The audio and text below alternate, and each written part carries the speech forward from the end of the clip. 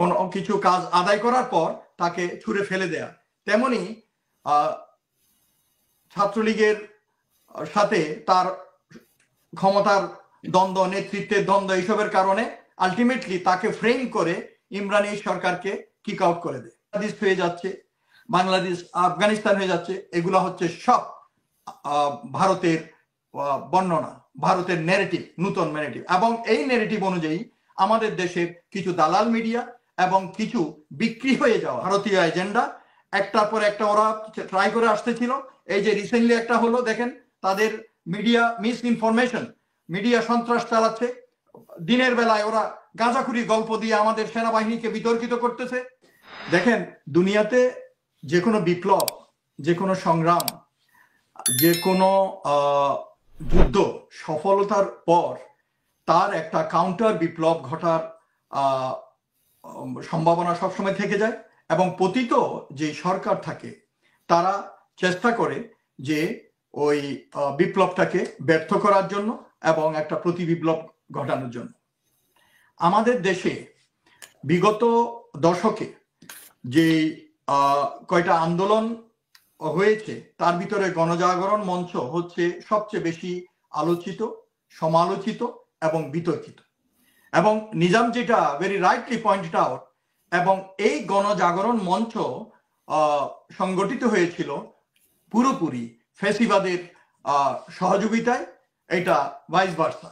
ওরা ফ্যাসিবাদের কর্মকাণ্ডকে সহযোগিতা করেছে এবং ফ্যাসিবাদ সরকারও তাদেরকে সহযোগিতা করেছে তাদের কর্মকাণ্ড পরিচালনার জন্য।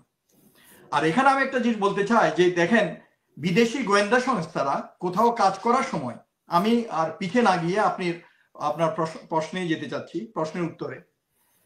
গোয়েন্দা সংস্থা যখন কাউকে কোনো ইন্ডিভিজুয়ালকে তাদের জন্য কাজ করার জন্য পিক আপ করে, তারা ওই ধরনের লোককে খুঁজে নেবে যার মনে জ্বালা আছে, কষ্ট আছে, ক্ষোভ আছে, যে হু ইজ এগ্রিড মানে কারেন্ট গভর্নমেন্টের ব্যাপারে বা কারেন্ট সিস্টেমের এগেইনস্টে।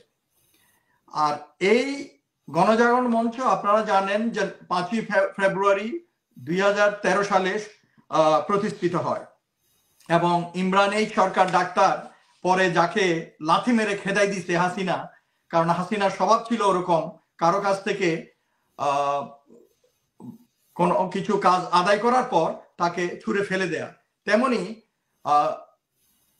ছাত্রলীগের সাথে তার ক্ষমতার দ্বন্দ্ব, নেতৃত্বের দ্বন্দ্ব, এইসবের কারণে আলটিমেটলি তাকে ফ্রেম করে ইমরান এই সরকারকে কিক আউট করে দেয়। এই গণজাগরণ মঞ্চে সেই শাহবাগে 2013 সালে এই লাকি অনেক চিল্লা পাল্লা, সে তো আমরা জানি, তখনই আমরা জানতে পারছি একটা গাঁজাখোর মহিলা, সিগারেট খায়, গাঁজা খায়, মহিলা সুলভ কোনো স্বভাব তার ভিতরে নাই, এই ধরনের একটা নষ্টা মেয়ে, তাকে দিয়ে ওখানে তাকে অগ্নিকন্যা সাজিয়েছিল। তারপর আলটিমেটলি ফ্যাসিবাদের সহায়তায়, ফ্যাসিবাদের ন্যারেটিভ অনুযায়ী এবং বিদেশি গোয়েন্দা সংস্থা রয়ের ন্যারেটিভ অনুযায়ী তারা স্লোগান তুলল যে আব্দুল কাদের মোল্লার যাবজ্জীবন কারাদণ্ড হয়েছে, তাকে ফাঁসি দিতে হবে, বাস। এই একটা নিয়ে তারা শুরু করে তারা তাদেরকে দিয়ে ইসলাম এবং মুসলমানদের বিরুদ্ধে ভারত তাদের যত এজেন্ডা আছে সবকিছু রাস্তায় সোচ্চার করার জন্য, স্লোগান তোলার জন্য, আওয়াজ তোলার জন্য এবং আম জনতাকে সংশ্লিষ্ট করার জন্য ব্লগের মাধ্যমে এবং রাস্তায় তাদেরকে ব্যবহার করা শুরু করলো। এবং হেফাজতে ইসলামের যে ঘটনাটা শাপলা চত্বরে হয়, এইটার জন্য উস্কানি দিয়েছিল এই শাহবাগ মঞ্চ, এবং ভারতীয় গোয়েন্দা সংস্থার উস্কানিতে, তাদের পরিকল্পনায় তারা এতগুলো আলেমকে এবং যারা ধর্মপ্রাণ মুসলমানদের উপর অত্যাচার চালিয়েছিল, এবং এই একটা মাত্র এজেন্ডা ছিল এই শাহবাগীদের। এবং স্বৈরাচার সরকার ভারতের এজেন্ডা পূরণ করতে গিয়ে বাংলাদেশে ধর্ম, মুসলমান ধর্ম, কারণ এটা 18 কোটি মুসলমানের দেশ, আমি বারবার বলি যে এখানে মুসলমানদেরকে ধর্ম থেকে দূরে সরানো যাবে না, মুসলমানদের ধর্মের উপর আঘাত করে কেউ থাকতে পারবে না, টিকতে পারবে না। নতুন নতুন বয়ান এখনো তৈরি করা হচ্ছে যে বাংলাদেশ ইসলামিস্ট হয়ে যাচ্ছে, বাংলাদেশ জিহাদিস্ট হয়ে যাচ্ছে, বাংলাদেশ আফগানিস্তান হয়ে যাচ্ছে। এগুলা হচ্ছে সব ভারতের বর্ণনা, ভারতের নেগেটিভ, নতুন নেগেটিভ। এবং এই নেগেটিভ অনুযায়ী আমাদের দেশের কিছু দালাল মিডিয়া এবং কিছু বিক্রি হয়ে যাওয়া মিডিয়াগুলো সোচ্চার ছিল। আপনি যেহেতু এই যে টক শো করেন, মিডিয়ার সাথে সংশ্লিষ্ট, প্রবাবলি আপনিও এটা খেয়াল করেছেন, মিডিয়ার ভিতরে অনেকে চাপে পড়ে কাজ করে, আর অনেকে প্রথম আলো, ডেইলি স্টার, কালবেলা এদের মতো স্বপ্রণোদিত হয়ে কাজ করে, উল্লাসে কাজ করে, কারণ তারা ওই ভারতের পেরোলে আছে, পেরোলে কাজ করে। আপনি হয়তো জেনে থাকবেন ডাইরেক্ট এই যে হেফাজতের কিলিংটা টেলিকাস্ট করতেছিল, সেই জন্য দিগন্ত টেলিভিশনকে বন্ধ করে দেওয়া হয়। তো এরকম অনেক মিডিয়ার উপরও এই ধরনের অত্যাচার নেমে এসেছিল ওদের খবর পরিবেশন করার জন্য এবং ওদের তথ্যগুলো, সঠিক তথ্যগুলো তুলে ধরার জন্য। যে ওই যে একটু আগে নিজাম বলল মৃতের সংখ্যা তুলে ধরার জন্য এদেরকে জেল জুলুমের শিকার হতে হয়েছে।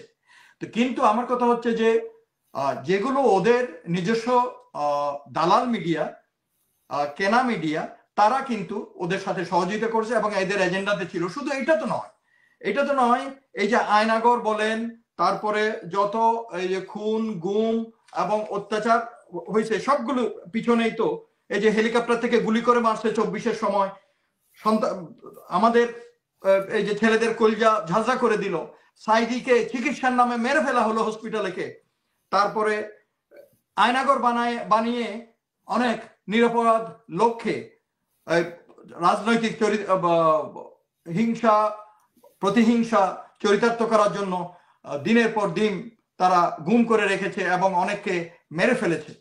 তো আমার কথা হচ্ছে এগুলো সবকিছুর পিছনেই হচ্ছে এই শাহবাগীদের ইন্ধন, উস্কানি, সহযোগিতা।